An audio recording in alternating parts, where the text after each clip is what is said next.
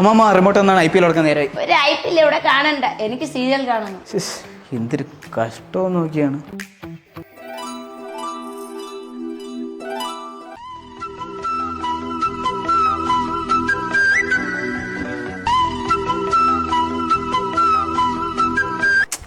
പരസ്യം തീർന്ന.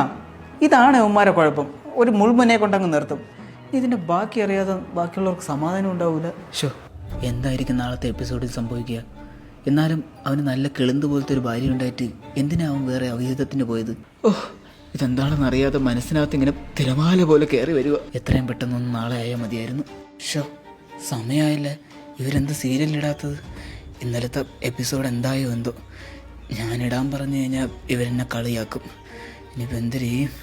കുറച്ച് കഴിഞ്ഞ് ഞാൻ IPL ഇട്ട് കാണുവേ. നീ കണ്ടോ? എന്തൊരു വർത്താനം. അപ്പം സീരിയൽ കാണണ്ടേ? എന്തമ്മ, അമ്മയ്ക്ക് സീരിയൽ കാണണ്ടേ? നിനക്ക് ഇഷ്ടമല്ലല്ലേ, അതുകൊണ്ട് ഞാൻ നാളെ പകൽ കണ്ടോളാം. ഇനി ഞാനായിട്ടൊരു പ്രശ്നം ഉണ്ടാക്കണില്ല. നിങ്ങളുടെയൊക്കെ ഇഷ്ടമാണ് എൻ്റെ ഇഷ്ടം. അതുകൊണ്ട് അമ്മ കണ്ടോ. കണ്ടാ, ഞാൻ വല്ല ആണ് ആ കിളവിനെ നാവിക്കിട്ട് ചവിട്ടി കൊടുത്തേ. ഇവന് നട്ടല്ലേ, ഇതൊക്കെ ആരെയും കണ്ടോണ്ടിരിക്കൂ. നീ കാണണ്ട, നീ എണ്ണിട്ട് പോ. അയ്യടാ, അതൊരു വർത്താനം. അപ്പം എനിക്ക് കഥയുടെ ബാക്കി അറിയണ്ടേ? 7 മണിയായി. ഇതിനൊക്കെ ഒരു ഉത്തരവാദിത്വം ഇല്ലെന്ന് വെച്ച് കഴിഞ്ഞാൽ എല്ലാം ഞാൻ തന്നെ വിളിച്ച് ഓർമ്മിപ്പിക്കണം.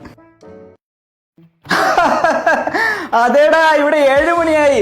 ഇനി നീ പറഞ്ഞാലൊന്നും കേൾക്കത്തില്ല. ഇവിടെ ഇനി ഫുൾ ടൈം സീരിയൽ അല്ലേ? അതെ, 10 മാറ്റൊക്കെ തുടങ്ങാൻ സമയമായില്ലേ? എവിടെ? ആരും കാണുന്നില്ലല്ലോ.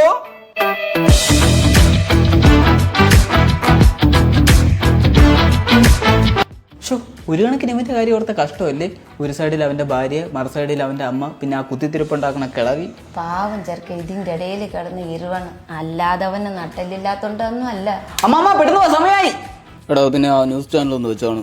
പിന്നെ ഞങ്ങൾക്ക് ഇവിടെ സീരിയലാണ്. അത് കഴിഞ്ഞിട്ട് അച്ഛൻ ന്യൂസ് കണ്ടാൽ മതി. വേണമെങ്കിൽ ഇതോ ന്യൂസ് പേപ്പർ ഉണ്ട്, എടുത്ത് കണ്ടോ. ഒട്ടും താല്പര്യമില്ലാതെ തികച്ചും യാദൃച്ഛികമായിട്ടാണ് ഞാൻ ഈ സീരിയലിന്റെ ഒരു സീൻ കണ്ടത്. ഇന്ന് ഞാൻ ഇതിന്റെ 1000ാമത്തെ എപ്പിസോഡാണ് കാണുന്നത്.